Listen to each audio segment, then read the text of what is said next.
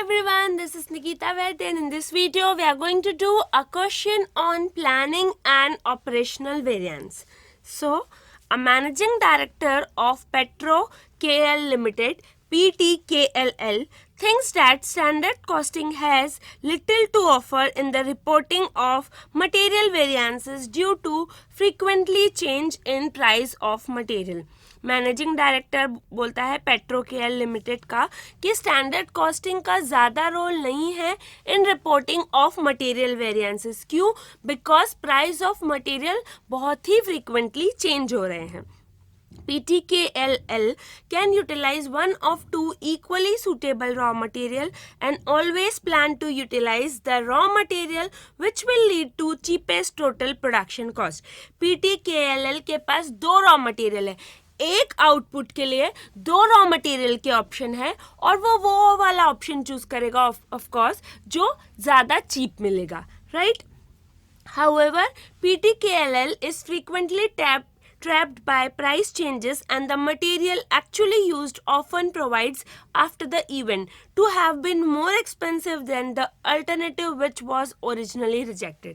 मतलब क्या, देखिए एक प्रोडक्ट बन रहा है, उसके लिए दो रॉ मटेरियल के ऑप्शन PTKLL के पास अवेलेबल है, ठीक है? वो वाला चूज करता है जो चीपर मिल रहा है. सपोज उसने ये वाला चूज किया, लेकिन रॉ मटेरियल के प्राइस एज इट्स मेंशन कि फ्रीक्वेंटली चेंज हो रहे हैं, तो वो हमेशा ट्रैप हो जाता है. और बाद में क्या हो जाता है, जब भी ये दूसरा वाला रॉ मटेरियल है उसके प्राइस ये वाले रॉ मटेरियल से कम रहते हैं, जो उसने चूज किया वो ज़्यादा एक्सपेंसिव हो जाता है, ठीक है? During last accounting period, to produce a unit of P, PTKLL could use either 2.5 kg of PG or 2.5 kg of PD. मतलब क्या कि लास्ट पीरियड में क्या हुआ कि उसको एक प्रोडक्ट बनाना है P, उसके लिए दो रॉ मटेरियल यूज हो सकते हैं, PG का 2.5 kg एक P के लिए, ठीक है, या फिर PD का 2.5 kg. और पहले क्या बोला था, जो रॉ मटेरियल वो चूज करता है चीपर यूज करता है, बाद में ऐसा हो जाता है कि वो ही एक्सपेंसिव हो जाता है दूसरे वाले के कंपैरिजन में, ठीक है? Now PTKLL plan to use PG as it appeared it would be cheaper of the two and plans were based on a cost of PG of rupees 1.5 per kg, right?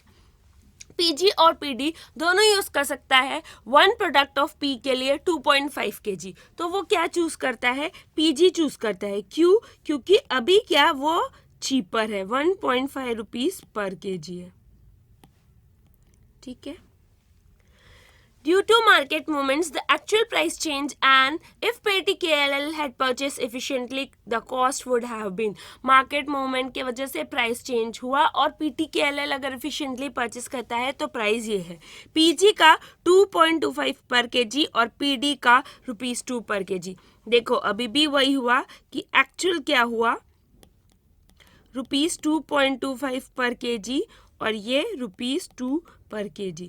मतलब ये ₹2.25 हो गया और ये ₹2 है. मतलब पहले PG चूज किया था कि वो चीपर है, लेकिन वो क्या हो गया, महंगा हो गया एक्चुअल में, किससे, PD से, राइट?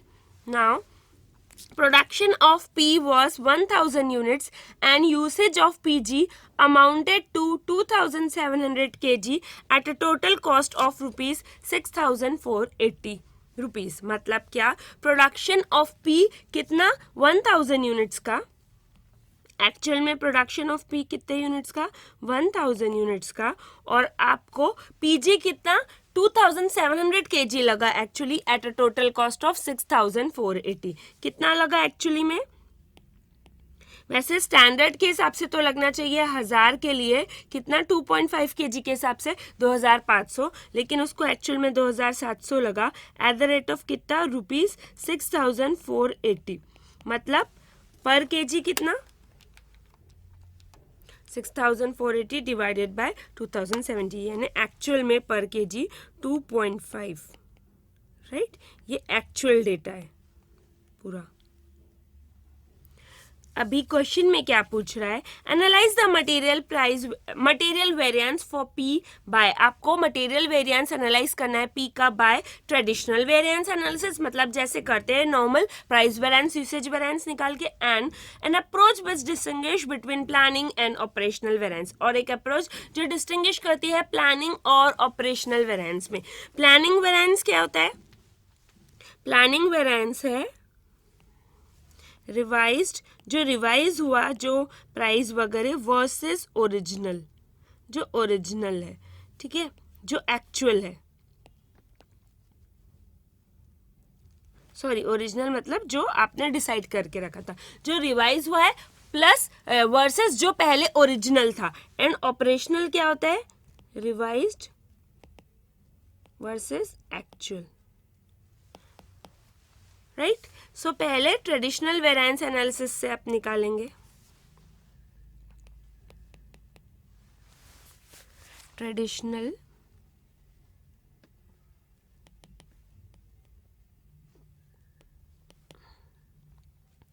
मटेरियल वेरिएंस निकालना है तो उसके लिए material price variance, material price variance क्या होता है, standard price minus actual price into actual quantity. तो स्टैंडर्ड प्राइस कितना है, देखिए स्टैंडर्ड प्राइस है ये ट्रेडिशनल वाला, तो स्टैंडर्ड प्राइस है 1.5 पर केजी और एक्चुअल प्राइस है 2 कितना, एक्चुअल कितना है 4, आपने निकाला 6480 टोटल कॉस्ट है और इतना एक्चुअल में लगा है मटेरियल, तो एक्चुअल प्राइस 2.4 kg। सो और एक्चुअल क्वांटिटी कितनी लगी है 2700 kg, तो it will be 1.5 minus 2.4 into 2700 which will be equal to 2430 adverse, right? Then material usage variance, material usage variance का फॉर्मूला क्या होता है, standard price into standard quantity minus actual quantity.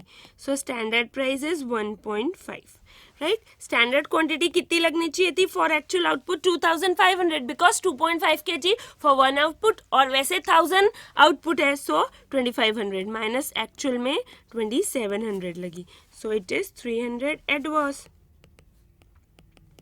Material usage variance. So material variance, total material variance कितना होगा,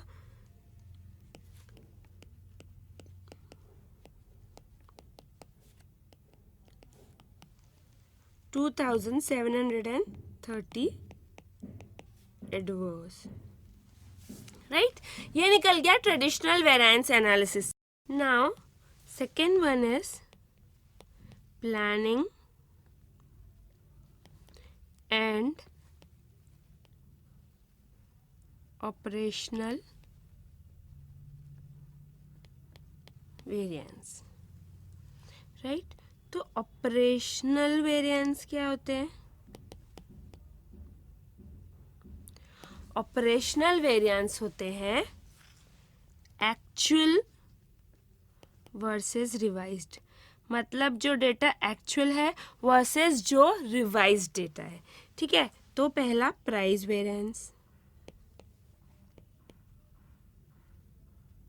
standard price, standard price कौन सा लेंगे, ये ऑपरेशनल वेरिएंस है, ठीक है। तो स्टैंडर्ड प्राइस लेंगे 2.25 पर केजी। 2.25 पर केजी क्यों लेंगे, इसीलिए लेंगे क्योंकि देखिए क्या लिखा है कि मार्केट मूवमेंट की वजह से एक्चुअल प्राइस चेंज हो गए हैं, और अगर पेटी की एल इफिशिएंटली परचेस करेगा तो पीजी का क्या होगा 2.25 पर केजी। मतलब क्या, मार्केट मूवमेंट की वजह से प्राइस चेंज हुए हैं, लेकिन इफिशिएंटली परचेस करेंगे तो पीजी का 2.25 पर केजी। यानी अगर आज स्टैंडर्ड सेट करते तो कितना करते, 2.25 पर केजी। हाँ, हम स्टैंडर्ड उसी हिसाब से सेट करते हैं ना कि इफिशिएंटली परचेस करें हम। तो जब सेट किया था पहले तो 1.5 पर केजी के हिसाब से हम बाय कर सकते हैं, लेकिन मार्केट मूवमेंट से प्राइस चेंज हो गए। आज अगर हम सेट करते तो पीजी का स्टैंडर्ड प्राइस सेट करते 2.25 पर केजी। बेसिकली क्या, ट्रेडिशनल वेरिएंस जो टोटल आया है, जो टोटल ट्रेडिशनल वेरिएंस कितना है 2730 एडवर्स, वो ऐसे नहीं आएगा क्योंकि यहाँ रिवाइज्ड हुआ है, राइट, रिवाइज हुए हैं फिगर्स। तो ऑपरेशनल और प्लानिंग दो अलग अलग वेरिएंस के रूप में यही टोटल आ जाएगा 2730 एडवर्स। ठीक है, सो प्राइस वेरिएंस कितना होगा अभी सेट करते हैं, क्योंकि एक्चुअल वर्सेस रिवाइज्ड। तो रिवाइज्ड अगर आज सेट करते तो 2.25 और एक्चुअल तो 2.4 है, और एक्चुअल क्वांटिटी तो 2700 है। तो कितना, 405 रुपीज एडवर्स। फिर उसके बाद यूसेज वेरिएंस, ठीक है, standard quantity for actual output 2.5 kg, एक आउटपुट को 1000 kg को 2500 माइनस 2700 इनटू स्टैंडर्ड प्राइस। आज अगर सेट करते हैं तो स्टैंडर्ड प्राइस कितना होता है 2.25। This is revised and we are doing revised versus actual. 450 adverse,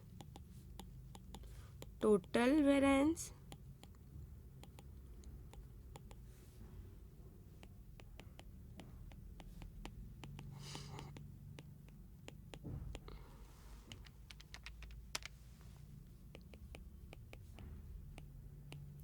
right, so this is total operational variance, right, operational variance निकल गया। उसके बाद planning variance,